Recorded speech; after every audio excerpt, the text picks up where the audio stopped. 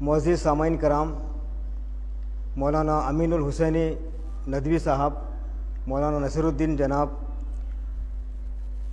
آج 10 محرم کی مناسبت سے سال نو کا پیغام ہجرت اور شہادت کے عنوان سے ہر سال کی طرح اس سال بھی یہ پروگرام رکھا گیا ہے۔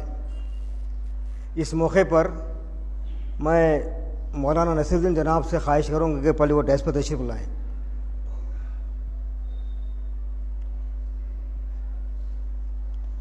مولانا امین الحسن ندوی صاحب آ رہے ہیں، انشاءاللہ وہ بھی ہمارے درمیان موجود ہوں گے۔ محترم بھائیوں، قصہ یہ واقعہ ایک جابر بادشاہ کا تھا۔ وہ اپنے آپ کو بہت بڑا خدا سمجھتا تھا اور یہ اعلان کر دیا تھا، لوگ میری بندگی کریں، انا ربکم الاعلی، میں خدا ہوں، میرا حکم چلنا چاہیے۔ لوگوں نے اس کے اعلان پر کان نہیں دھرا، کچھ لوگوں نے مانا، کچھ لوگوں نے نہیں مانا۔ جو لوگ نہیں مانے ان پر نت نئے مظالم کرتا تھا، یہاں تک کہ نئی چالیں چلتا تھا۔ اور پھر ایک وقت ایسا آیا کہ اللہ تعالیٰ نے اس ظالم بادشاہ کو غرقاب کر دیا۔ ایمان لانے والے بچ گئے اور جو اس کی بات کو مانتے تھے اس کے حواری سمیت دریا میں غرق ہو گئے۔ آج دنیا اس کو فرعون کے نام سے جانتی ہے۔ ایسے ظالم بادشاہ ہر زمانے میں ہر علاقے میں رہے ہیں، لیکن ایمان والے ان کی بات کو سنتے نہیں بلکہ اللہ کی بات کو سنتے ہیں اور انہی کے مطابق دنیا کے اندر چلتے ہیں۔ ویسے 10 محرم الحرام کی جو فضیلت ہے، جو اہمیت ہے، یہ ہم اچھی طرح جانتے ہیں۔ روایتوں میں آتا ہے 10 محرم الحرام کو حضرت آدم علیہ السلام کی دعا قبول ہوئی ہے، اور پھر یونس علیہ السلام مچھلی کے پیٹ سے اسی تاریخ کو آزاد ہوئے۔ پھر ابراہیم علیہ السلام نمرود کی آگ سے اسی دن آپ وہاں سے نکالے گئے۔ یہ بہت سارے واقعات 10 محرم الحرام کو پیش آئے ہیں، یہ روایتوں کے اندر یہ بات ملتی ہے۔ 10 محرم الحرام کو جو روزے رکھتے ہیں اس کی بھی تاریخ یہ ہے، اللہ کے رسول صلی اللہ علیہ وسلم جب مکے سے ہجرت کر کے مدینہ چلے گئے تو وہاں سابقہ یہودیوں سے پیش آیا۔ وہاں دیکھا کہ لوگ 10 محرم کو روزہ رکھتے ہیں۔ معلوم کرنے پر پتہ چلا کہ یہ ماضی کے جو مسلمان ہیں یہ لوگ شکرانے کے طور پر موسیٰ علیہ السلام کے زمانے سے یہ روزہ رکھتے تھے۔ تو اللہ کے رسول صلی اللہ علیہ وسلم نے کہا کہ وہ ایک روزہ رہتے ہیں، ہم 2 روزے رہیں گے۔ اگر ہم ایک روزہ رہیں گے تو یہ یہودیوں کی مشابہت کرے جیسا ہوتا ہے، اس لیے حکم دیا گیا 9 اور 10 کا روزہ رہیں یا پھر 10 اور 11 کا روزہ رہیں۔ تو اس طریقے سے آج محرم الحرام کی 10 تاریخ کو، 11 تاریخ کو یا 9 یا 10 کو ملت اسلامیہ روزہ رکھتے ہیں۔ اور پھر حدیث میں یہ بات بھی ہے، رمضان المبارک کے بعد سب سے افضل روزہ یہ محرم کے روزے ہیں۔ تو عزیز دوستو، ماہ محرم کی بہت ساری فضیلت، اس کی اہمیت ہے، اور یہ اس ماہ محرم کے اندر 10 محرم کو جو عظیم واقعہ پیش آیا وہ امام حسین رضی اللہ تعالیٰ کی شہادت کا ہے۔ ویسے ہمارے مقررین آپ کے سامنے تفصیل کے ساتھ بات رکھیں گے، لیکن میں 2-4 باتیں رکھتے ہوئے اپنی بات کو ختم کروں۔ اس واقعے کو سنجیدگی کے ساتھ ہمیں دیکھنا اور دیکھنا ہوگا، غور کرنا ہوگا کہ یہ واقعہ کیوں پیش آیا، کیا وجوہات تھے، اور اس حالات کو، اس واقعات کو ہندوستان کے اس وقت جو حالات ہیں اس کے پس منظر میں ہمیں دیکھنا ہوگا۔ سیدنا امام حسین رضی اللہ تعالیٰ عنہ نے امیر معاویہ کی بیعت نہیں کی۔ کیوں نہیں کی؟ اور پھر امام حسین رضی اللہ تعالیٰ عنہ کس طرح کوفہ چلے گئے، کوفے کے لوگوں نے کیوں بلایا، اور پھر کیا واقعہ پیش آیا۔ پھر امام حسین رضی اللہ تعالیٰ عنہ جو 72 افراد پر مشتمل پورے اپنے خاندان سمیت افراد کو جب لے کر جا رہے تھے، تو کیا یہ جنگ کے لیے جا رہے تھے یا پھر کس لیے جا رہے تھے؟ یہ بہت ساری باتیں ہیں، اس پر غور کرنے کی ضرورت ہے۔ حالانکہ وہ جنگ نہیں تھی، بلکہ آپ تو وہاں کوفے والوں کی دعوت پر وہاں چلے گئے، لیکن امام حسین رضی اللہ تعالیٰ عنہ نے پوری دنیا کو، رہتی دنیا تک یہ جو میسج دیا ہے، یہ پیغام دیا، وہ یہ ہے کہ اسلامی قانون کے اندر جب جب بھی جہاں جہاں تبدیلی آتی ہے، اس تبدیلی کے آگے ہم سر جھکائیں گے نہیں، بلکہ سر کو کٹا دیں گے۔ اسلامی قانون کے اندر جب بھی بدلنے کی بات کہی جائے گی تو وہاں پر ہم قانون کو بدلیں گے نہیں، بلکہ سر کٹا دیں گے، اسلامی قانون کو بچائیں گے۔ آج اس پس منظر میں ہم دیکھیں، ہمارے ہندوستان کی جو موجودہ حکومت ہے، UCC، طلاق کا مسئلہ، کتنے مسائل ہیں جو آج ہمارے ملک ہندوستان کے اندر موجودہ حکومت ہمارے سامنے چیلنجز کے طور پر یہ بات کو رکھ رہی ہے۔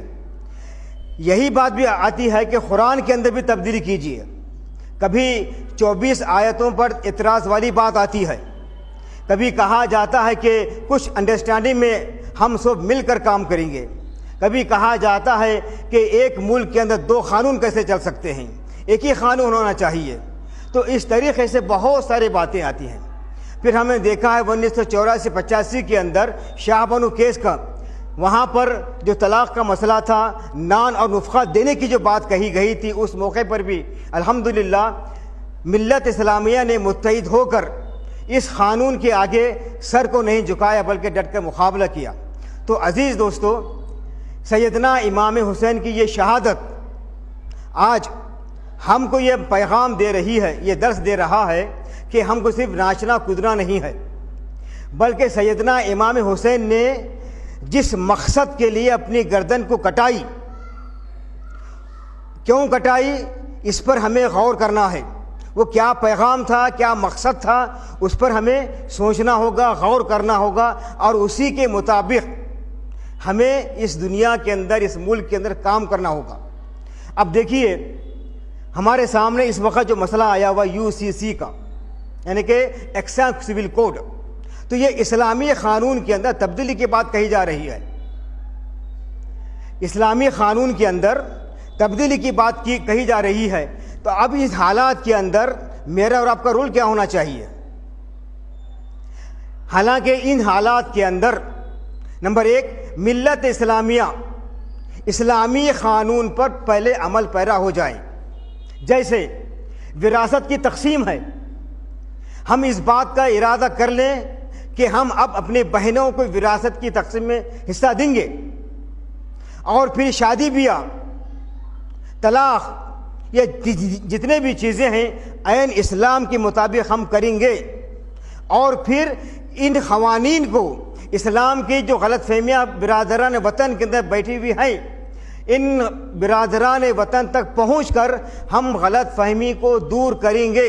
یہ کام کرنے کا ہے، نہ کہ کوئی اور دوسرا کام، ناچتے کھچتے پھرنا نہیں ہے، بلکہ اس وقت پوری ملت سنجیدہ ہو کر ہم خود اسلام کے قانون پر عمل پیرا ہونا ہے، اور دوسرا برادران وطن تک پہنچ کر جہاں کہیں بھی ہمارے وسائل ہیں، جن افراد سے ہمارے تعلقات ہیں، ان تک پہنچ کر ہمیں یہ اسلام کی تعلیمات کو واضح انداز میں پہنچانا ہوگا۔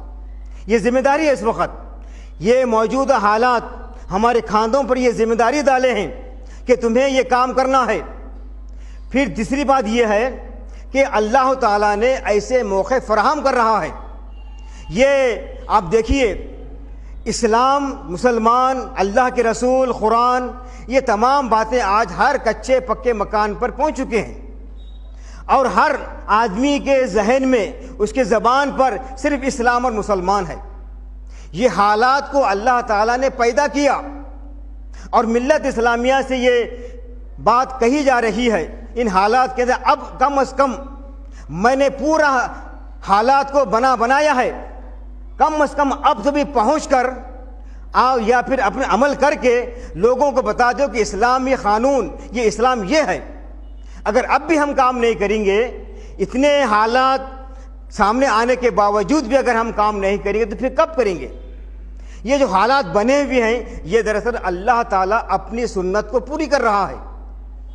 اللہ تعالیٰ اپنی سنت کو پوری کر رہا ہے۔ آپ دیکھیے اخبارات کے اندر، ٹی وی کے اندر، موبائل فون پر، سوشل میڈیا کے اندر، ہر ایک جگہ اسلام اسلام اسلام، مسلمان، قرآن، چاہے وہ ہندوستان کے اندر ہو، چاہے وہ عالمی سطح پر ہو، ہر جگہ کہیں قرآن کی بے حرمتی کی جاتی ہے، کہیں کارٹون بنایا جاتا ہے، کہیں قرآن کو جلایا جاتا ہے، کہیں کچھ اور کیا جاتا ہے۔ یہ واقعات دراصل ہم کو جگانے کے لیے ہوتے ہیں۔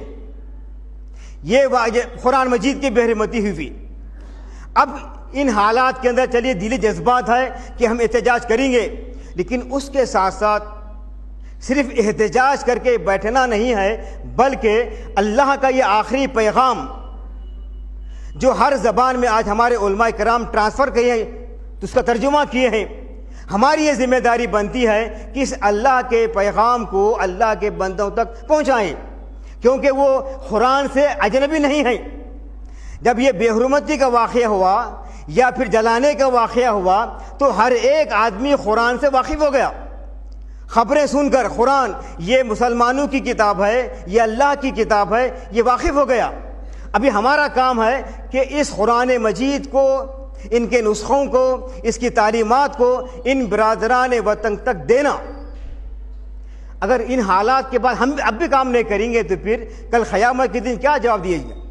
تو عزیز دوستو، یہ جو حالات بنے ہوئے ہیں یہ دراصل اسلام کے مستقبل کی پیشن گوئی ہے۔ یہ آپ سمجھ رہے ہوں گے یہ اسلام پر ظلم ہو رہا ہے، مسلمانوں پہ یہ حالات آئے ہوئے ہیں، بلکہ یہ حالات اس لیے آئے ہیں اسلام کا مستقبل روشن نظر آ رہا ہے۔ اللہ تعالیٰ تو اپنی سنت پوری کر رہا ہے، لیکن میرا اور آپ کا رول کیا ہے؟ ان حالات کے اندر میں اور آپ نے کیا رول پلے کیا ہے؟ یہ اصل بات ہے۔ تو سیدنا امام حسین رضی اللہ تعالیٰ عنہ کی شہادت آج ہمیں جو پیغام دے رہی ہے وہ یہی ہے کہ اب اٹھو، جہاں اسلامی قانون کی تبدیلی کی بات کی جا رہی ہے، جہاں اسلام کی بات کی جا رہی ہے، اب تو بھی اٹھ کر اللہ کے بندوں کے سامنے اس پیغام کو واضح کر دو۔ پھر اسی کے ساتھ ساتھ صرف واضح ہی نہ کرو بلکہ خود بھی عمل کر کے بتا دو، خود بھی عمل کر کے بتا دو۔ ہماری شادی بیاہ اب دیکھیے کتنے، جبکہ اللہ کے رسول نے کہا کہ شادی کو آسان کرو زنا مشکل ہو جائے۔ ہم یہ حدیث بار بار سنتے ہیں، پڑھتے ہیں، لیکن آج بھی ہماری شادیاں اتنے اوگھڑ بنے ہوئے ہیں کہ جس گھر میں لڑکی پیدا ہوتی ہے باپ کے چہرے پر خوشی نہیں آتی بلکہ مرجھایا جاتا ہے۔ کیوں؟ لڑکی پیدا ہوتے ہی جہیز کا معاملہ، رشتوں کا معاملہ، پھر یا تو آج رشتے خاندان کو دیکھا جا رہا ہے، یا خوبصورتی دیکھی جا رہی ہے، یا پھر پڑھی لکھی لڑکی کو دیکھا جا رہا ہے، جبکہ اللہ کے رسول نے کہا جب تم رشتہ تلاش کرو چاہے لڑکے کے لیے یا لڑکی کے لیے تو دیندار لڑکا تلاش کرو، دیندار لڑکی کو تلاش کرو۔ یہ ہمارے معاشرے سے ہٹ گیا، پیسے والی، خوبصورت، حسین، خاندان بڑا ہونا۔ تو ظاہر سی بات ہے جب یہ حالات پیدا ہوں گے تو ہم کیا اپنے عمل سے دنیا کے سامنے اسلام کا نمونہ پیش کر رہے ہیں؟ عزیز دوستو، ہمارا آج بھی ان حالات کے اندر ہندوستان کا قانون ہمیں وراثت کی تقسیم دینے کے لیے نہیں روکا۔ آج بھی ہندوستان کا قانون طلاق کو اسلامی قانون کے مطابق دینے کے لیے نہیں روکا۔ آج بھی ہندوستان کا قانون ہمیں اسلامی تعلیمات پر عمل کرنے کے لیے نہیں روکا۔ پھر کس بات کی وجہ ہے کہ ہم اسلامی تعلیمات پر عمل نہیں کرتے؟ کون روک رہا ہے بتائیے؟ کیا شادی کو آسان کرنے کے لیے ہمارے ہندوستان کا قانون روکا ہے؟ کیا وراثت کی تقسیم کرنے کے لیے ہندوستان کا قانون روکا ہے؟ کون روکا ہے؟ اسلام کی تعلیمات کے بریک ہم خود بنے ہوئے ہیں، ہم خود نہیں چاہتے۔ کیوں؟ کہ ہم اپنے نفس کے خواہشات کی پیروی کرتے ہیں، اور ہم یہ چاہتے ہیں کہ ہمارا ولیمہ 10 لاکھ کا ہو. کیوں؟ ہم دوسروں کو کھائے ہیں. اگر ہم 10 لاکھ کا ولیمہ نہیں کریں گے تو ہماری ناک کٹ جائے گی. لوگ کیا کہیں گے؟ یہ لوگ کون ہیں؟ سمجھ میں نہیں آیا آج تک یہ بات. اصل میں نفس کی خواہشات، ناک کٹے گی، یہ تمام عوامل جس کے نتیجے میں اسلام ہمارے درمیان خود ایک اجنبی بنا ہوا ہے. تو عزیز دوستو، آئیے اس موقع پر ہم آپ سے گزارش کرتے ہیں، اٹھیں، ہم اس بات کا ارادہ کر کے اٹھیں کہ ہم اسلامی تعلیمات پر عمل کریں گے اور پھر دنیا کو بتا دیں گے.